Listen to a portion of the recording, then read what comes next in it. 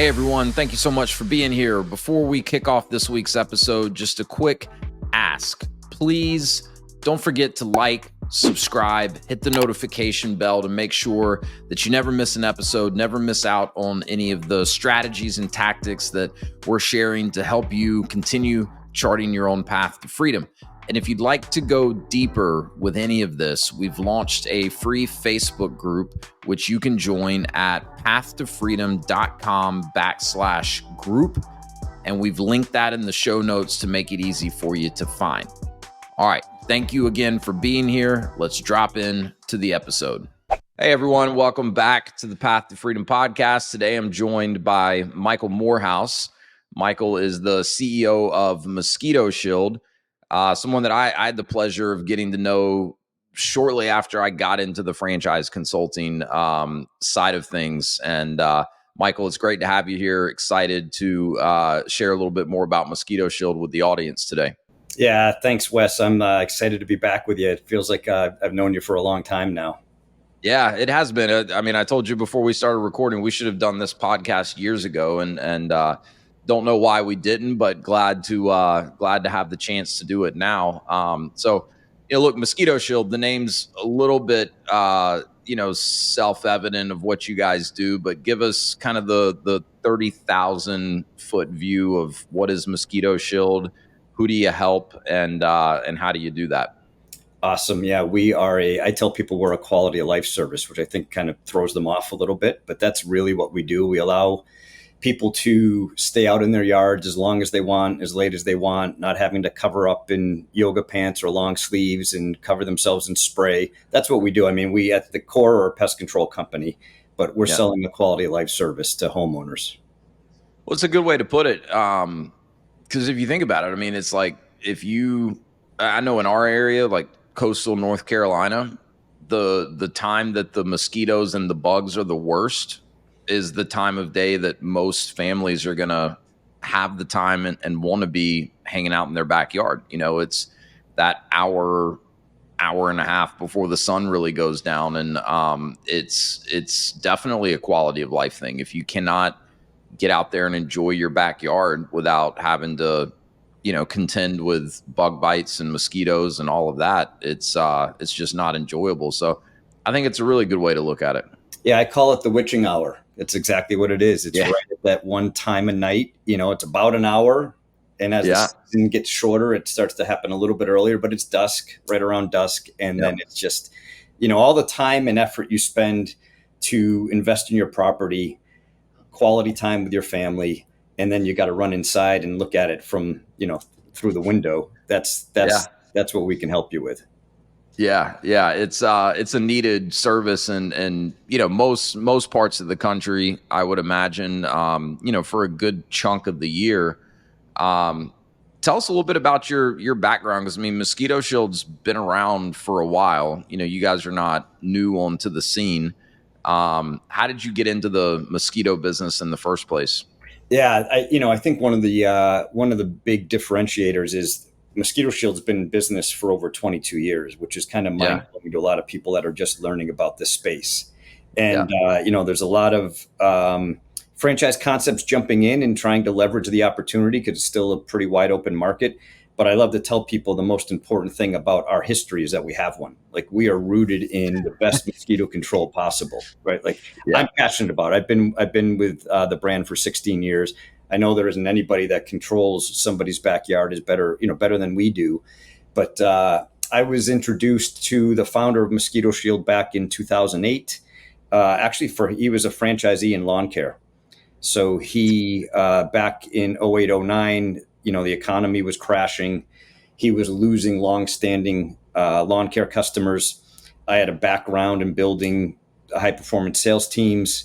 He brought me in as a consultant to see if there was a way to sell lawn care differently and maybe, get a little bit more revenue per customer and maybe attract a better, more loyal customer. Lawn care is pretty cutthroat and everyone's looking for, a greener lawn, right? So every year they're bouncing from one company to another. So that went really well during the 08, 09 time. And what we saw during that time, Wes, was really interesting. We saw that while his long-standing lawn care companies were leaving. They were keeping the mosquito side of the business.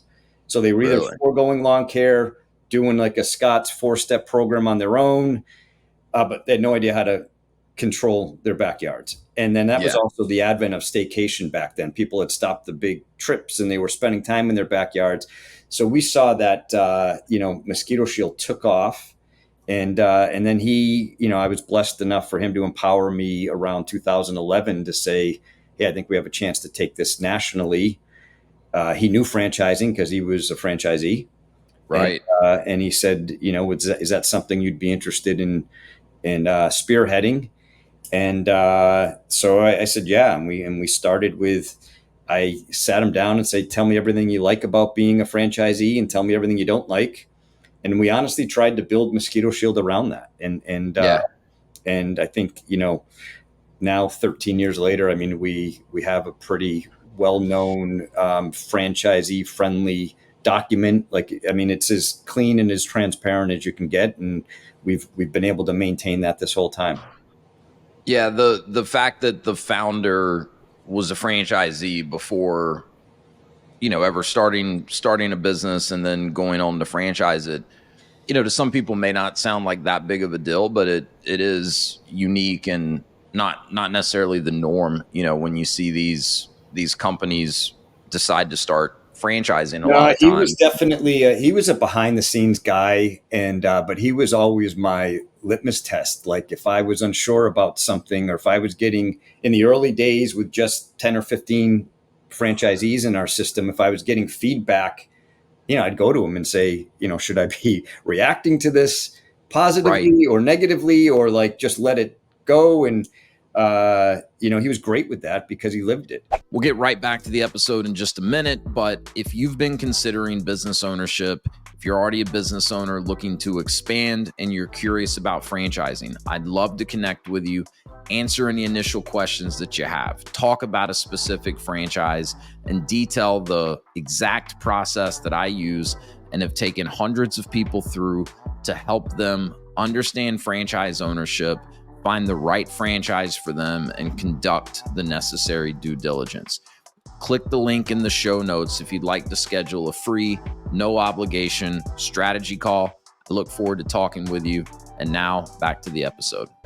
Yeah, that dynamic of having been a franchisee, seeing what he liked and maybe didn't like as much as a franchisee, and then him being able to share that with you. I mean, it kind of reminds me, one of the franchise brands I worked for, and then my wife and I became franchisees, still are today. Shelf Genie, the founder ended up bringing in one of the long-standing, top-performing franchise owners to be the COO for probably a couple of years, and that was all in anticipation of the founder stepping down, and he moved that franchisee from COO to CEO.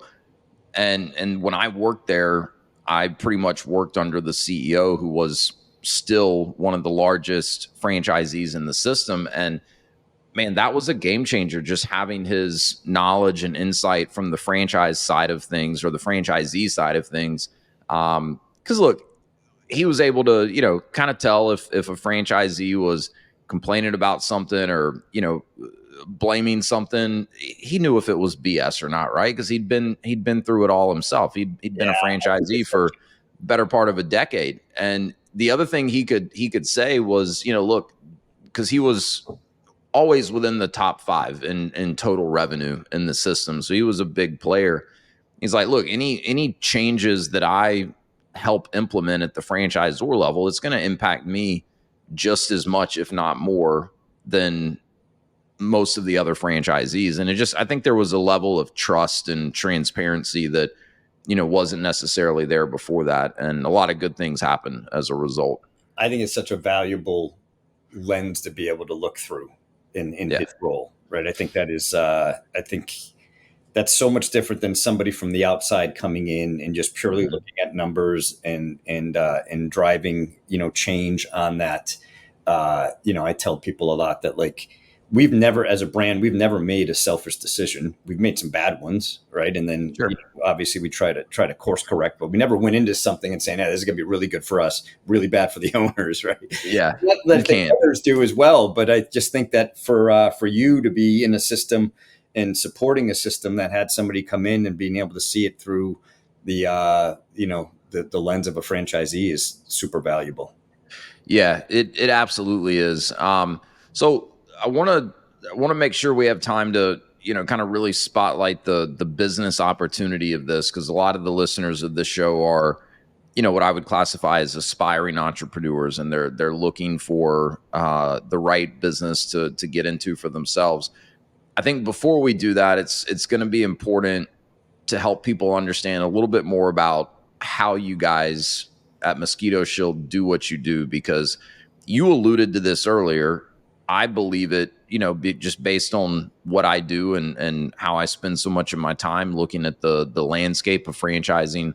But I think a lot of people at first glance would say, well, Wes, there's like so many mosquito companies out there. Like, how could there be room for another mosquito company in my market? And there's, as you mentioned earlier, a lot of companies have jumped into the mosquito killing space and tried to franchise it. I would guess very few, if any of them, have been around for as long as Mosquito Shield has as a company. But what would you say to the person that just at a quick glance thinks the market's oversaturated and it's difficult to differentiate from competitors that may already be in the market? Yeah, I'd ask them to call them and try to sign up for service. I love it. Seriously, like, and Yeah. so again, I try to stay pretty unbiased to a lot of these things because I think you have to. But I do home shows with new franchisees typically in the early spring. If you think about your markets, there's home and garden, flower patio shows that typically happen in February, March. And a brand new owner going into that season, they don't have enough experience to be at that show, but they're super valuable. We do really well. It's our target audience, people that are going to a home show Oh yeah. looking to build an outdoor kitchen or an outdoor fire pit or buy a hot tub. They're our target audience, right? So we do really Definitely. well at that show. But the other reason I do it is it allows me every year to hear what the consumer's saying when they walk up to the booth. And I was only able to do, I think, 5 this past spring. I did 14 the spring before, uh, and this past spring, 8 to 9 out of every 10 are still asking, "What is it and how does it work?" So you, as a an individual or a candidate thinking about changing your life, changing your career, business ownership, and you're intrigued by the space but think it's overly saturated, I can tell you that the homeowners don't know those players are out there. So they're not doing a really great job to market. And when you go to market with Mosquito Shield, you have so many differentiators. We've been doing it longer. We come out more often. You're getting better results. We charge less to the homeowner, so per visit Yeah. you're paying less. So there's so many things. I tell people there's 3 things on that side. So more visits, better results, less money. That's for the homeowner. And then for the candidate considering a business opportunity with us, you're getting a bigger territory, you're paying lower fees, and you've got all that proprietary know-how of 22 plus years. Yeah. Well, look, I placed with you guys the franchisees in Wilmington, North Carolina, where I happen to live. We just moved a little bit further north of Wilmington, but still the same general area. So I remember telling them, as we were working through the process, hey, if you guys end up doing this, I will be your first client. And it wasn't just out of me trying to be nice and give them some business. It was, I mean, all the things we talked about at the top of the show, right? It was a big issue for us. We'd tried a couple of companies, we'd tried a couple of, I guess, mom and pop, small independent type companies that, just never really seemed to get any results. We still had mosquitoes in the backyard. So we worked with Mosquito Shield at least 3 seasons, and it was the best results by far that we ever got. And like I said, we'd worked with numerous of these companies. It was very affordable. And they were coming out more often for sure. So it's definitely worked for us in our experience. And I think just that understanding of like, okay, because there's only so many ways to kill mosquitoes, I assume, right? So it's like, Yeah. you know, I mean, without jumping into the weeds, yeah, every company sprays on a 21-day program because that's what the product that they buy says it lasts for. It's like in a lab at 21 days, there's still some effectiveness of that product. It's dropped down to next to nothing, but it's still effective. So without right, having that 20 plus years of experience, they go out and spray on a 21-day program. I tell everyone if today's your day to be sprayed, it's your 21st day, it's a Friday, and it's raining today, they're not coming out. They're not going to spray over the weekend. If it's raining Monday, they're not back on your property to maybe next Tuesday or Wednesday, almost a month, and you're not going to have great results. So when we yeah, say we come out more often, we scheduled our program around the weather and the mosquito population. So every 10 to 17 days, we're back on your property. And anytime you're at a home show booth, I flew down to Wilmington and did a I home remember, out in a field I with them. remember, And I remember people coming up and they're like, "Oh, it doesn't work. It can't work down here." And I'd say, "Well, tell me about your experience. Let me guess, around the 3-week mark, you were getting eaten alive." Exactly. Well, that's why, right? Because you just can't control them that way. So, yeah. yeah, a lot of those things just came from years and years of trial and error. Yeah. Well, and that's kind of my point, right? Is like there's only so many ways to from a product or an approach 100%. standpoint to kill mosquitoes. So it's that understanding, and you don't have to necessarily be doing things differently in some revolutionary type of way to get better results for your clients. It's just that understanding of, okay, if we come out just a little bit more frequently, we're going to get much better results. And just like any franchise, you guys have all types of metrics and KPIs that you're tracking across the system.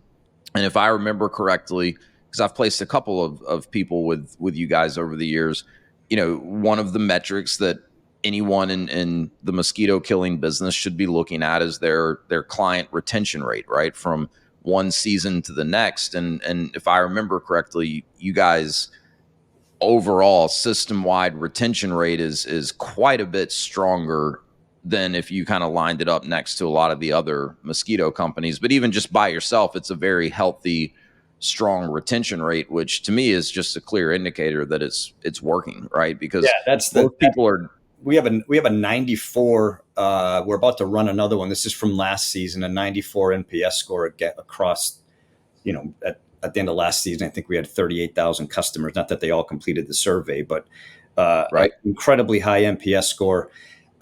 We fluctuate anywhere from 83 to 86% retention rate. So that means every 8.5 out of 10 customers that you get the first year you're in business are coming back the next year, and then again and again and again. We have like a 5-year lifetime value. So to your point, Wes, you're building so the first 2 years are super difficult. I'm up front with people about that because of the seasonality of it. But once you get past that point and you start to scale, when you keep having that many coming back, they are raving fans. So your word of mouth explodes. That's what makes this business unique. And if you look at lawn care, we had talked about it earlier, it's the closest business that mirrors this as far as home services go. Lawn care runs in the high 50s, low 60s retention rate. So Yeah. they're almost having to replace half their customer base every spring when they open the doors. Yeah. Other mosquito companies run in the low 70s, so they do a significantly better job than lawn care, but 15 to 18 points lower than where we operate.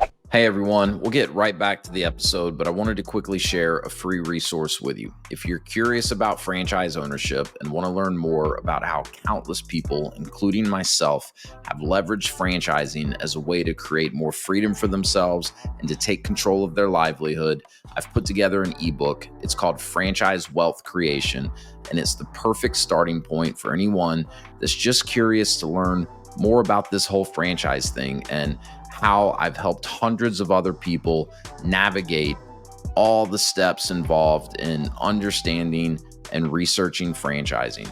So click the link in the show notes, fill out a short form. I'll send you the ebook. I think it's a great starting point if you're curious at all about learning more about franchising. All right, let's get back to the episode. Yeah, and it is a good point that, you know, a business like Mosquito Shield is going to be a grind probably for the first couple of years to build that client base up.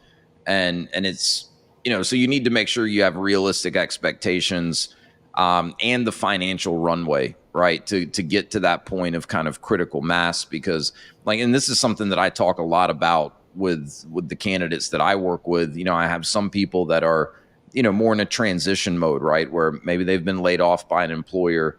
They're kind of fed up at this point. They've been thinking about going to do their own thing for a long time. This is the catalyst that they needed to go and do that, but they need to start replacing that income as quickly as possible, right? Something like Mosquito Shield may not be the best fit for them. Correct. Because of the way the economics work. You know, if you can get past that first couple of years, it can be incredibly lucrative. You have the recurring revenue, right, that we just talked about. And, you know, you may disagree with me on this, but compared to many home service franchises, once you get to that point, for the owner, it's probably going to be a little more hands off than what a lot of these home service businesses would be. And maybe hands off is not the best way to put it, but not quite as labor intensive for the owner themselves. But you've got to have the financial runway to get to that point. Yeah, you know, I mean, we check a lot of boxes that draw people in from an interest standpoint initially. Of, you know, it can be home based to start, so you got a low cost of entry. You know, we hit that sweet spot in your item 7s of a franchise document. So it's, you know, SBA Express qualifies. And so, I mean, if you check a lot of those boxes, it's not, you don't need brick and mortar. You're not building out an infrastructure. So you can get into this, but you still need that staying power, to your point. You know, even in your market, you know, your season's going to end late October, early November, fluctuates every year a little bit. And then you go dark until late March, early April, and that fluctuates. You're not going to have the same starting date every year. So the first 2 years of that, you know, I tell people all the time, I mean, you've been an owner for 2 years, and you've probably only been spraying properties for maybe barely 12 months at that point. So you have to take that into consideration. We've done a lot better over the years of preparing people for that and setting expectations. So I think that, you know, that's the curse. So I tell people it's a blessing and a curse, and that's the curse. The blessing is, to your point, once you get over that hump, I mean, you're doing 12 months of revenue, and depending in your market, if it's Minnesota, it's in 5 months' time.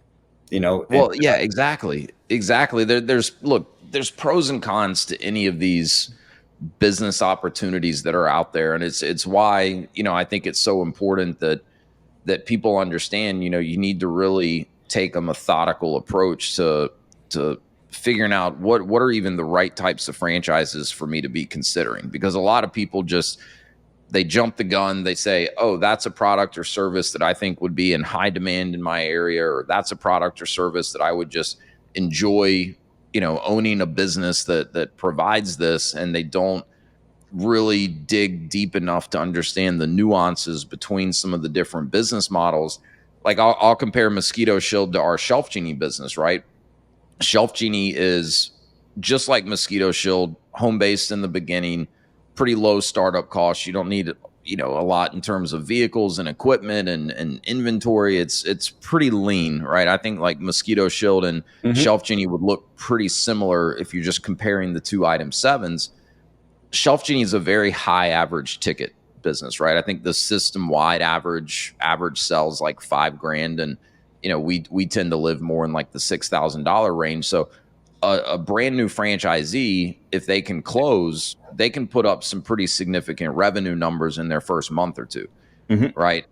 That looks really attractive, and it can be. The downside to that is that it's a very marketing and advertising intensive business, right? Like we're 6 years in, and you know, we still spend heavy every single month on marketing and advertising, and there's no real predictability in terms of repeat business for us, right? We get some repeat business, but it's just, you know, if one of our clients moved and, you know, now they want us to come out and do their new house, or, we did someone's kitchen and now they want us to come back and do the bathrooms or their closets or whatever. We get some of that, but there's no way I could look at a report, here in the middle of July and say, all right, I think we're going to have X amount of repeat business in August. So you can have a record year or a record month, 1 month. That's great. You've got about 30 seconds to celebrate. And then on the first day of the next month, you're starting back at zero and you've got to build your way up. So there's pros and cons, right? Because with Mosquito Shield, you have a lot more of that predictability.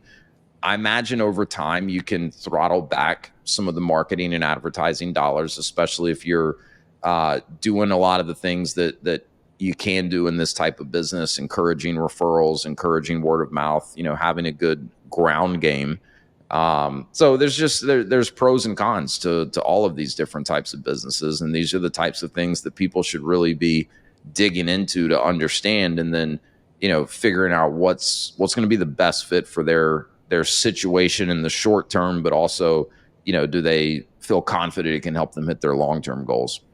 Yeah. So, I mean, I think, like you and I and others in the space saw that, obviously in 2020, when the pandemic hit, home services exploded, right? Everyone was sitting in their house and looking at things they wanted fixed, or they weren't traveling, right? So they had that money that we exploded spending as well. But there's, I think home services is an amazing vertical to be in. And then there is the difference between the one and dones, which is much like you just explained. So roofing, gutters, fencing, right? Those are super lucrative, but they're one and dones, and you can't take your foot off the gas at all at any point, right? Especially from a marketing standpoint, because you're hoping you're not going back to that home because it's likely because something's wrong, right? It's like it's an issue. So you put a roof on and you got to go back. That's a problem, but you're hoping maybe the neighbor needs it, right? So you can't take your foot off the gas. The other thing that doesn't ever really get to the surface with one of the things that we do because of our high retention rates, which is so amazing, we do a prepay every fall before the season's over. So results are the best. They're enjoying their yard. The season's coming to an end. A message goes out and says, hey, Wes, as an existing customer, no one's ever going to pay less than you. Sign up now for next year and save X. And our owners can pick that amount that they want to discount it.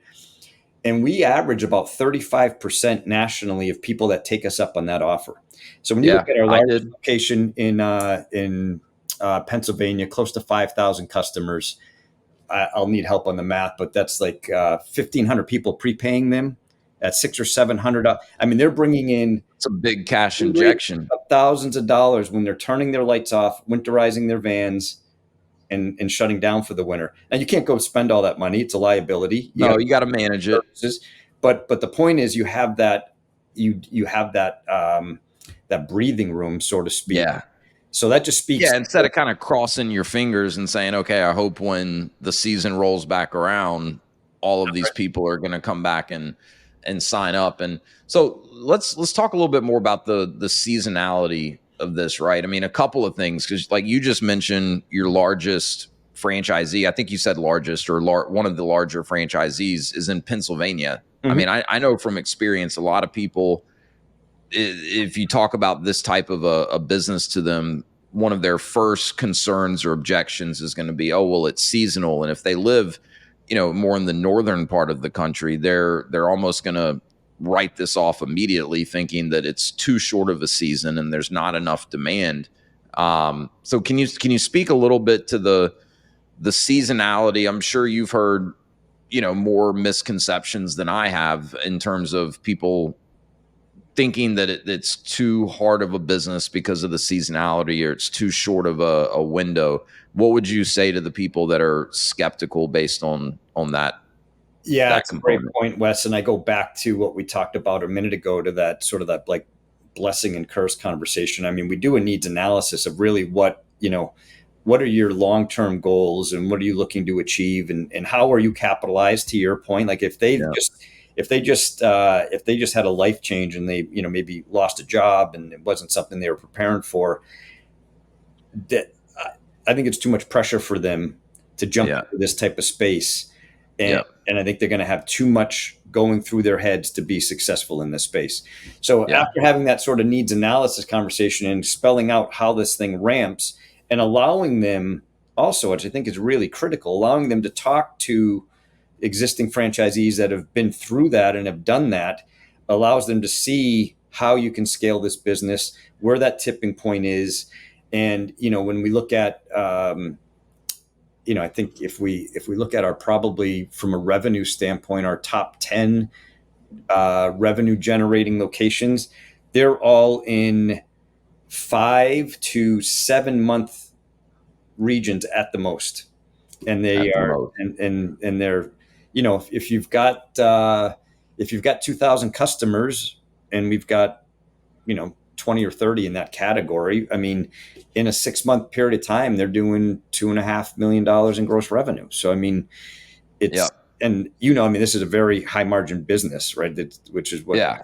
so attractive to people You about don't need you don't need a whole lot of employees to service 2,000 customers, compared to many other businesses out there, right? And the Well, type of labor here's the thing that's great requirements they about it. would have. This goes back to the early question about, when we got started and what did the founder like and dislike. He was in lawn care. So, I mean, to this day, a lot of lawn care companies will come out and fertilize and they'll hang the invoice. And then you're chasing that money. And he had a Yeah. big business. He had over 3,000 lawn care customers. So he would finish in October, do his last round of, fertilization, like the winter spread. And we would have $300,000 to $400,000 out there in receivables. And he had an office full of people trying to collect that money. And we got most of it back every year, but that was his problem. Yeah, but still, it's a headache and having to wait. I mean, look, we owned an insulation franchise until this past November. We sold it. We had it for about 3.5 years, and we did a ton of new construction and working with contractors on remodels and things like that. And we constantly had ARs that we were chasing down. I mean, once that business was really kind of up and running, we never had less than 6 figures in ARs that we were trying to chase down. If you like unpack that a little bit, I mean, you have multiple revenue streams, right? That's different. If that was your only, It would have been a disaster if that was our only you weren't properly income stream. prepared for that. The money's there and you will get it, right? But from a cash flow standpoint, really, really hard to manage. To your point earlier, really hard to predict. Yep. And that's a little bit different well, it's significantly different in this space. And in Mosquito Shield is you have all of your money is collected. So we, as a consumer, you have a couple of great options on how you can pay. You can pay in full and get a discount, or spread it out over installments. So we always have money coming in. There's cash flow throughout the season. And those are just some great benefits. You're never in an AR situation where you're trying to collect. Hey everyone, we'll be right back to the episode, but one quick note, success doesn't happen in a vacuum. So if you'd like to learn more, you want to go deeper and interact with like-minded people, I'd love to have you join the free Path to Freedom Facebook group. You can join by going to pathtofreedom.com/group and become a part of the Path to Freedom community. All right, back to the episode. When you kind of touched on this earlier, but that's, for most first-time business owners, not having that stress of, when's the money coming in, having to chase money down, that's a game changer. Because even if you're getting the money, it's just delayed. People start making crazy decisions when they're making decisions based on the balance that's in their bank account, and they're seeing that number go down, and they're chasing money that they're hoping or waiting for to come in. So just to kind of alleviate that pressure, if you're a first year, second year brand new business owner, and allow them to focus on the things that are going to actually move the needle in the right direction for the business, I think is a game changer. Yeah. And the other thing for us, again, we've gotten better as we go. We try to, one of our pillars at the home office is like continuous improvement. So always making sure that we are getting and striving to be better, but also identifying like the ideal candidate, right?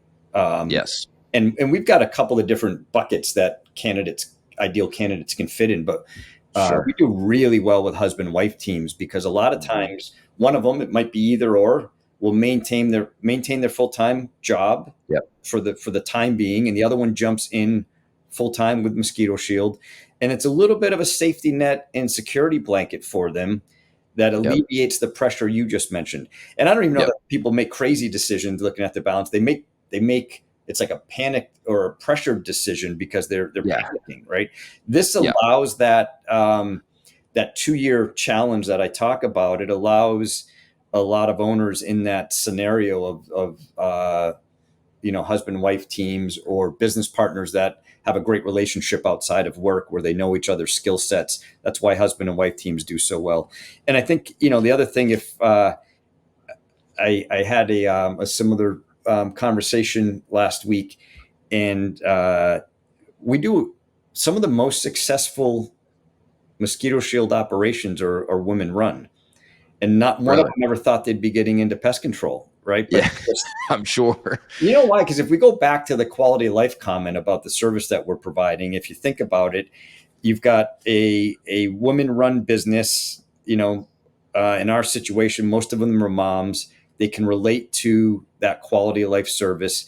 They can Yeah. infiltrate the moms of Wilmington Facebook pages, Yeah. Yeah. as a mom, and then slowly introduce the service that they can provide.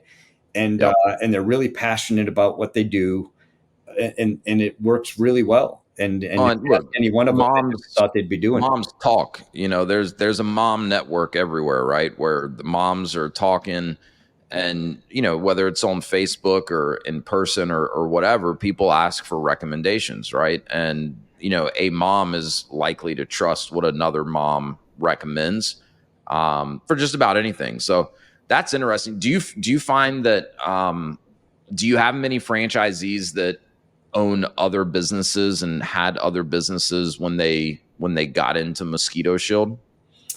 We don't. Really? When we launched in 2013, we had used a consulting group to spent the 18 months building this whole thing, and they had predicted that 9 out of our first 10 owners would be from the green industry: lawn care, landscape, pest control, and they Yeah. they would add it as an add-on. And it was completely inversed. 9 out of 10 were, now it's back in 2013. We didn't know it was the gingham economy or the corporate refugee, but that's what it was. We had 9 really successful, talented, super intelligent business owners that came in from corporate America and started this business. It was an eye opener. We had to redo all of our marketing. We were marketing to large landscape companies in certain regions we wanted to grow in, and we were going to green expos, lawn care and landscape expos, and we only had 1 out of the first 10 that was in the landscape business, and only 2 out of the first 20. It was his brother Wow. that had a landscape Yeah. business This is brother. Yeah. in a different state. So we had 2 landscapers that were brothers, and 18 owners that again had no thoughts of what they knew they wanted was something that would get them to the next point in their life, and where they wanted to be, and they knew that wouldn't happen staying in corporate America. Right. So it was a real eye opener, but I also felt like it meant a lot to me that they saw what we built as the vehicle to get them there. Yeah, absolutely. Yeah, that's interesting because I would have guessed that more of your franchisees would have had other businesses, and look at Mosquito Shield as a great way to, maybe leverage some employees that they had, because it's one of the challenges, and I'm sure you guys have a lot of guidance and advice that you give to your newer franchisees is, staffing at the beginning of the season, coming off of the off season. So that was kind of where my head was at, thinking, maybe that would have been, something that you see with more of your franchisees, especially if they had a business that maybe the Mosquito Shield peak season was kind of a slower time in their other business. But, what is kind of the best approach to staffing, and how many employees does a Mosquito Shield franchisee need to get started?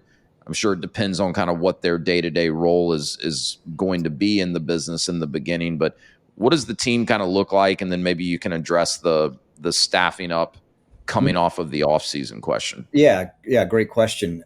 So we built it to be incredibly scalable. So as you Yeah. grow, you only need to be able to put somebody behind the wheel of the truck. So you need a technician that Yeah. put through a pretty rigorous training program. So when you start the business, it's one truck out on the road, and then as you grow, you keep adding trucks. But the beautiful thing is your infrastructure at the office doesn't change. Whether it's your kitchen table or you move into an office space, that doesn't change. We have so much automation and so much back office support for you that you don't have to have 5 or 6 people in your office. And where that comes into play, Wes, is as you scale this business, your fixed costs stay the same. Yep. So if you do move into a space and you're paying $1,800 a month for rent, as long as you have enough parking spots outside, you could have 5 trucks and you're still only paying that $1,800 a month for rent. Right. That's right. You're Yeah. driving revenue. So Yep. really scalable. Your margins just continue to grow. And, so to give you an example, a highly functioning location with, say, 10 trucks on the road, which could be anywhere from 2 to 2,500 customers, 2,500 customers Okay. at a 10 truck Okay. business. You're going to have what we call a branch manager. It could be the owner, it could be somebody they hire. And then Yep. you're probably at 10 trucks, you're probably going to have a shop foreman. So the guy or girl That makes sense. that is overseeing inventory, Yeah. overseeing the 10 technicians, making sure they're showing up on time, their uniforms are pressed and ready to go, their trucks are clean, they get them out on the road, they keep the shop organized, and then they're there when the trucks come rolling back in at the end of the day. So you've got the branch Yep. manager in the office doing their thing. So that's at a 10 truck, 2,500 customer business. That's two, maybe an assistant in the office at the most. So 2.5 Yeah. people at the most running a really large business. So then, Yeah. I mean, I think there's, that's what makes this so such a unique opportunity. What is the other thing I'll point out with this that's different if you compare it to most home service franchises is it's not as reliant on having salespeople that can close. And that's a big difference, right? Like I'll go back to my Shelf Genie business. I mean, even the insulation business, like we had, because you talk about the, 10 trucks, 10 technicians, a couple people in kind of management and oversight, you didn't have 6 sales reps, right? That have to keep those 10 trucks busy and on the road. Whereas, our Shelf Genie business, our insulation business, the vast majority of these home service businesses, the goal, through whatever marketing and advertising you're doing is to get a person out to the house to do a consultation or an estimate of some sort, right?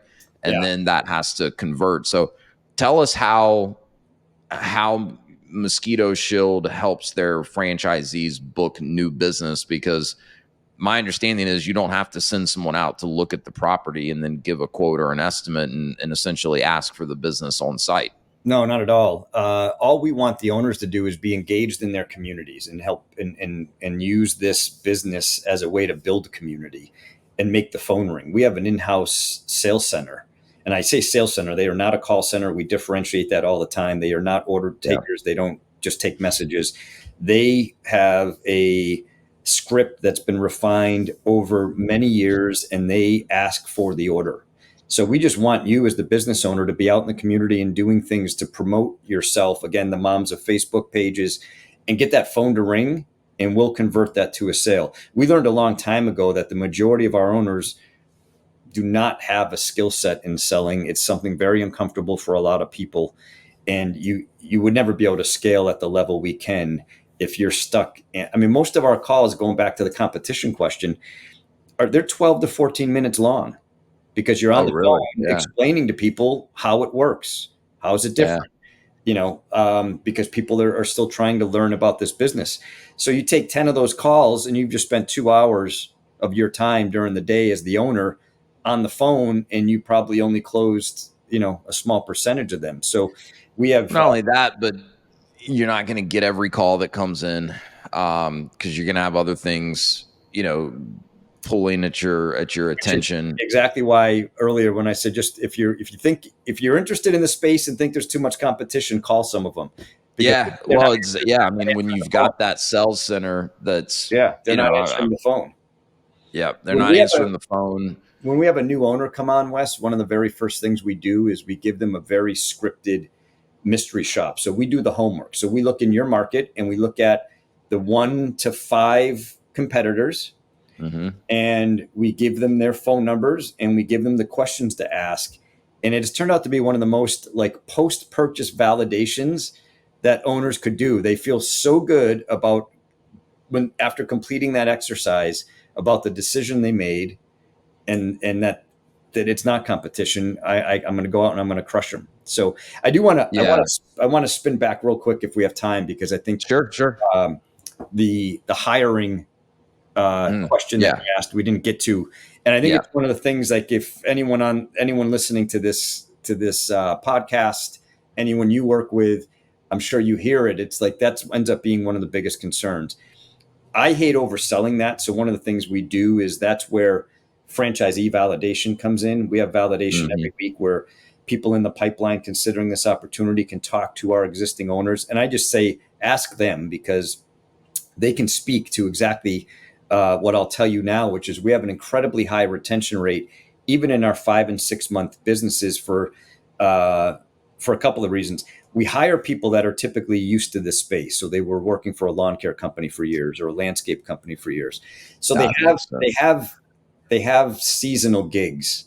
Yeah. Right? So they do this out in the summertime, and maybe they do interior painting as an example in the wintertime. Right. So they're predispositioned to working seasonally, and we pay really well. Because of the margins in this business, we're able to pay on average about 40% more than a guy would make spreading fertilizer. So there's a lot of benefits to the pay plan and the structure that we have in place. We've got benefit programs to offer them. So there's a lot of what I call stickiness to keep employees hanging around. And we have franchisees that have employees, technicians that have been with them for 8, 10, since they've been open. But I do tell everyone, HR is the hardest, no matter what industry you're in. Yeah, any business is the hardest piece. So I don't try to sugarcoat. No doubt.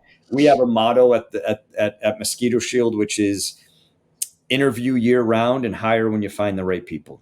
And that just basically means you should always be looking. Yeah, and that way you don't, you avoid being behind the 8 ball if someone quits, unexpectedly, and that now you're having to go. Yeah, that applies to any business you're in my opinion, Wes, because your only limit to growth is the team you're able to put underneath you. So if you're out to dinner one night and the host or hostess is amazing, or the person at your table is amazing, or Best Buy in the weekend and the guy or gal that helped you pick out the TV, retail sucks. They're making terrible money with terrible hours. Yeah. That's the mentality you have to take. I'm laughing because that's my wife to a T. Like, I give her a hard time. Like, we can't go out to dinner or get in an Uber without her trying to recruit someone. Awesome. And it works. It works, but yeah, I think knowing where to look for the right type of employee, and that's, guidance that Mosquito Shield can give to a new franchisee.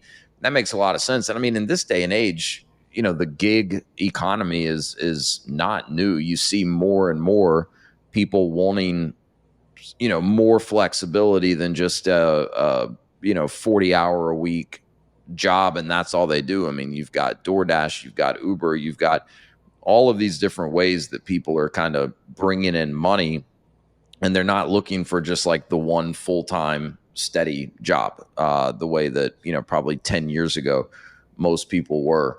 So that's, and I mean, just seeing examples where you have franchisees that have had the same employee for 8 years, 10 years. I mean, that's really good validation as well. So thanks for going back to that, because I think I did get us a little off track there. But we're kind of coming up to the top of the hour, and I know you're very busy. So I mean, in closing, is there anything I didn't ask you that you wish I would have asked you, or anything that maybe we did not touch on that you'd like to make sure we do highlight for the listeners. No, I mean, I think just, as a sort of like packaging it all up, home services is continues to grow. It's a great space to be in. And if that is of interest to you, and then you start to do, some due diligence and narrowing it down, and the boxes that we check are the recurring revenue, the high retention rates, the low cost of entry, that is, I put guardrails around that low cost of entry because you need to be capitalized, right, to get through those first couple of seasons that we talk about. Definitely. And, mosquitoes aren't going anywhere. Right. If anything, they may be getting bigger. They're getting bigger. And they're also, in 2011, when we started the process, we identified what we thought were 39 states that had an above average mosquito problem. And we looked at that by studies, trappings that are done by municipalities and counties and municipalities that have their own control divisions. Mm-hmm. But there were states like California that did not have a problem, Arizona that did not have a problem. I mean, we have one of our largest, fastest growing locations in Northwest LA right now. Arizona has a massive mosquito problem. San Diego, 3 summers in a row, were identified as like top 3 locations in the country for mosquito problems. So no one's thinking about that, and they weren't even on our radar. So yeah, they're everywhere, and they're not going away. Yeah, and it is such a quality of life thing. I mean, I was telling you before we hit record, we've been building a new house. We just moved in, and we've got some really nice views overlooking the marsh and one of the creeks off of the intercoastal.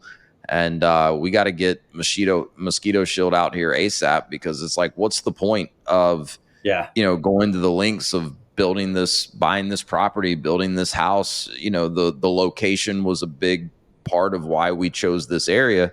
If you can't get out there and enjoy it, it's a major quality of life issue. So I love that that's how you frame, the business and what you guys do. You enhance quality of life. You do it through, controlling mosquitoes and bugs, but really it's a quality of life thing. Mm-hmm. Yeah, definitely. Awesome. Where could people go if they want to connect with you, learn more about Mosquito Shield? Where should we point them? Yeah, I love that offer, because I think that I love talking about not just the Mosquito Shield as a business opportunity, but people that are considering getting in and starting and changing their lives. I just love empowering people to sort of take that path to freedom. There you go. Boom. Clip that. We're going to clip that. Empowering people to take that path to freedom, and love having those conversations. So LinkedIn profile would be a place. And then my Michael@Moshield.com is my email. And I love sharing that. So anyone can reach out to directly at Michael@Moshield.com. I love it. Well, we'll put all that in the show notes to make it easy for people to find. Great. Michael Morehouse, thank you so much, man. I really appreciate it. And it was great catching up with you. And we should do this again sometime soon. But keep doing everything you're doing, building a great franchise organization and empowering people to, take more control of their livelihood and chart their own path to freedom. No, thanks so much, Wes. I appreciate you as well. Absolutely.